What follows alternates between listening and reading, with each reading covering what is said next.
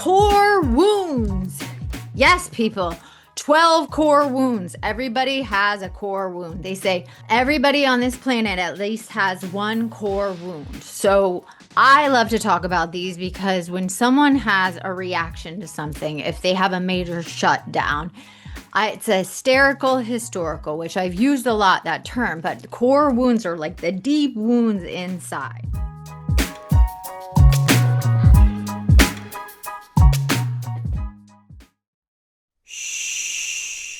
Welcome to the Secret Life Podcast. Tell me your secret. I'll tell you mine.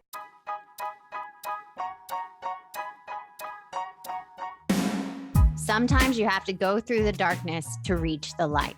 That's what I did.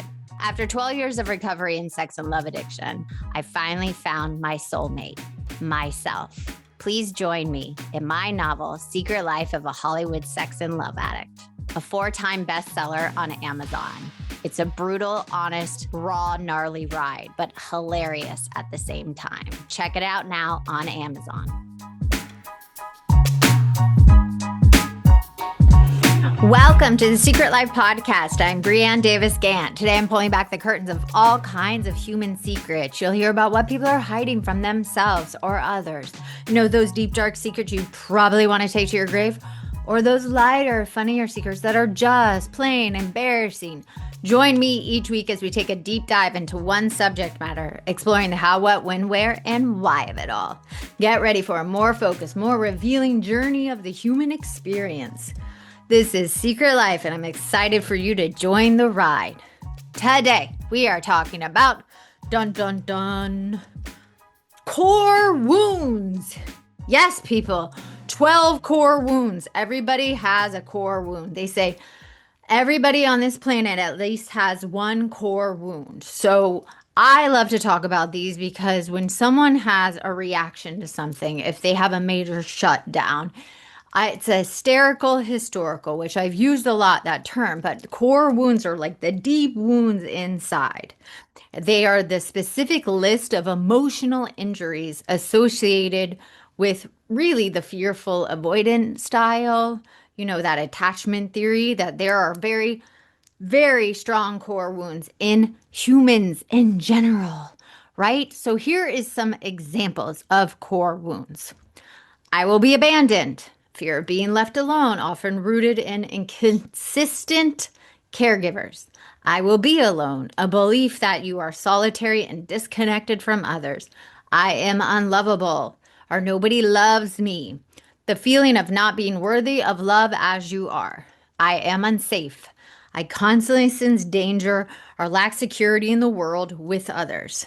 I am not good enough. So there's a defectiveness to that person, a belief in being flawed, inadequate, and often leading to self-criticism. I had that one because I would always think like, I am not good enough, or I'm defective, or something's just wrong with me, or I'm missing that gene, right?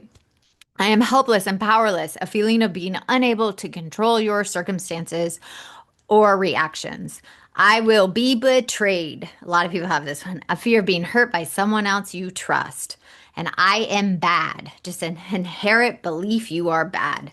An intense belief in being fundamentally flawed. So those are examples of some of the core wounds. Because core wounds, like I said, are emotional injuries formed in childhood from unmet needs and can result for a variety of negative experiences. Abuse, neglect, abandonment, getting shushed, be seen not heard. A lot of this comes from the caregivers in your past. They are not always obvious trauma, but repeated experiences like excess criticism. If someone's always picking on you or saying you're doing it wrong, right? Chaos, just fighting in the household, or just overall lack of attention. A lot of people with these wounds became avoidance because they had to go inward. You experience this, like I said, from abusive parents. There can be sexual abuse, and social economic struggles can also be the root of these. Like if you grew up in lower class or poor communities, that, or if your worth was always attached to money and all of that, that could be a core wound. And how do these core wounds affect you? Holy fuck, they affect everything. They affect your beliefs, your fears, your behaviors, your patterns, who you hang out with, what job you think you can get, if you spend a lot of money or not. I mean, the list goes on, all in adulthood. And they can lead to very bad coping mechanisms like becoming a people pleaser, a perfectionist, and emotionally withdrawing and becoming, like I said, an avoidant. And then here's the kicker, they always result in lower self esteem, depression, and anxiety. So, the depression in the past, low self esteem in your body in the present, anxiety in the future.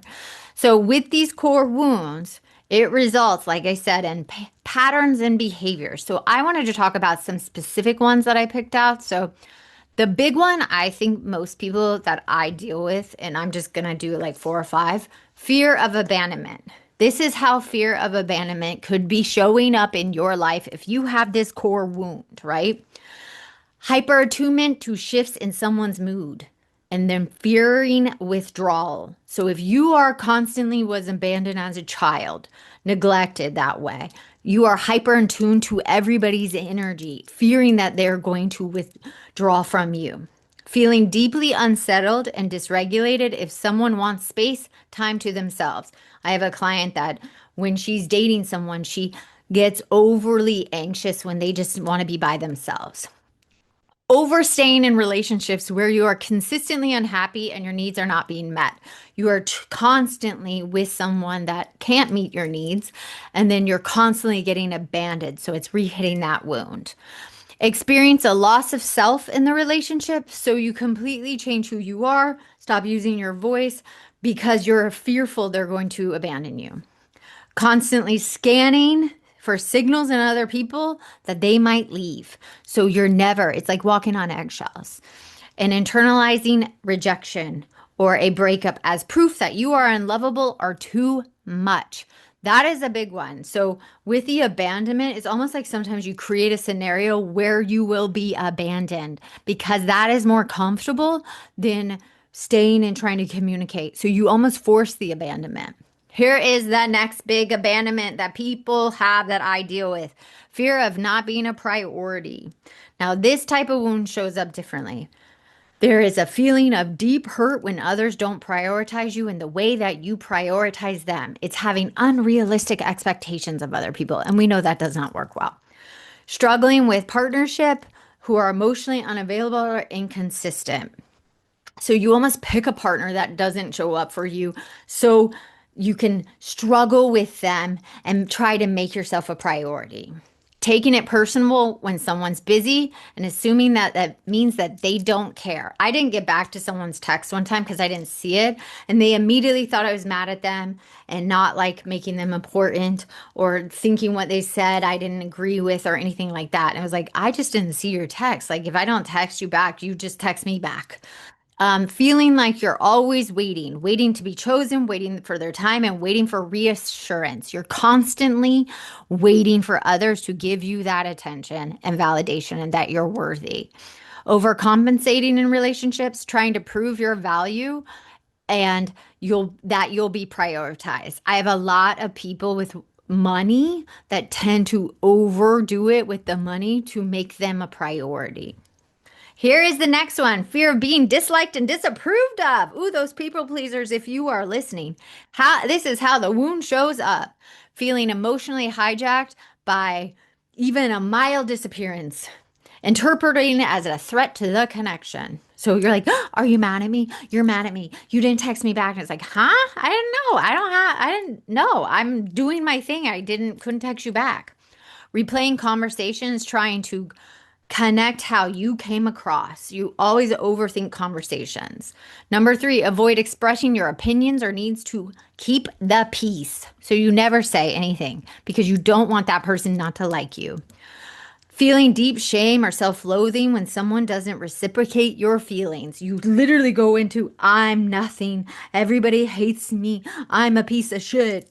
And then lastly, holding on to past rejection struggles to separate them from your self-worth. So you hold on to those past struggles so badly and you make it all about, oh, I'm not worthy, I'm not good enough, I'm not this. So with those, it's like constantly feeling like a piece of shit. So those are the ones. Now, how do you fix this core wound? How do you help your core wound actually heal? Abandonment, rejection, shame, betrayal, trust, inadequacy, inattention, not getting attention. And I said how. So how do you heal these? Fucking acknowledge the wound. That's why I'm doing this. If I said anything, pick a wound, acknowledge it. Be aware of your pattern with that wound, the belief that stems from that wound. So there's wound. You can go online, a wound worksheets, and they'll pull up. So do that awareness. Then you connect to the emotion, connect to understanding that inner experience. Is this actually true? Is this person actually abandoning me? What emotions and feelings am I feeling right now? Is it in my body? Where is it in my body? Because anything in your body, hysterical, historical, right? So you connect to the emotion, the feeling, use the feelings wheel, and then go, is this true? Is this true right now? Am I being abandoned? Can I be abandoned as an adult? Can I communicate with this person to see what's going on in a very rational, sane way? And then next, build compassion. Constantly work to develop self-compassion and understand that negative self-talk doesn't help. Accepting the wound, and this rejection wound is here, this abandonment wound, or this people-pleasing, everybody hates me wound, or I'm not lovable is here, and I have compassion for myself because I'm healing it. And lastly, reach out to a therapist, coach, counselor, specialist to help heal these wounds. You cannot always do this by yourself. You need tools. You need someone on the other side to hold space for you to help you heal these childhood core wounds, because core wounds can be healed. So that is what I want you to work on this week, if you can, for the month of December. Thank you for listening to Secret Life Podcast. Let me know your thoughts about the episode. If you want me to talk about anything else, send me a note at secretlifepodcast@icloud.com. Until next time. Thanks again for listening to the show. Please subscribe, rate, share, or send me a note at secretlifepodcast.com. And if you'd like to check out my book, head over to secretlifenovel.com or Amazon to pick up a copy for yourself or someone you love. Thanks again. See you soon.